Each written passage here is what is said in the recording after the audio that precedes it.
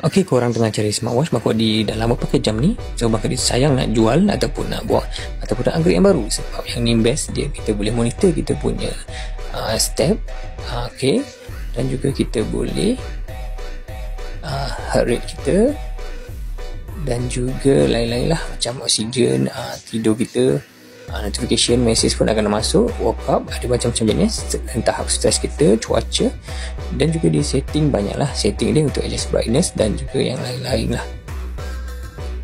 Ok, selain itu korang boleh tukar skin dekat sini, yang mana skin yang korang dah pernah guna, dan korang boleh hanya klik dan slide-slide untuk tukar saja. Apa yang best lagi dengan jam ni, dia ringan dan korang boleh tukar dia punya tali, macam aku guna tali yang besi ni sebab untuk pergi ke office, tempat kerja. Kalau korang buat aktiviti yang lasak, korang boleh pakai yang tali yang getah tu lah. Ok, dia jangan risau, dia waterproof, korang boleh masuk dalam air dan juga boleh cas, bateri dia tahan lebih sebulan lebih lah. Dan dia juga support dengan app dia, korang boleh monitor juga melalui app. Dekat sini senang sikit lah, korang nak setting jam tu dengan menggunakan app yang sedia ada. Okay, korang boleh track korang punya larian, cycling, dan juga korang boleh add korang punya family dekat dalam app untuk tengok dia punya aktiviti. Jam ni sesuai saja untuk siapa, lelaki ke perempuan, sebab dia kecil, dan juga untuk budak-budak.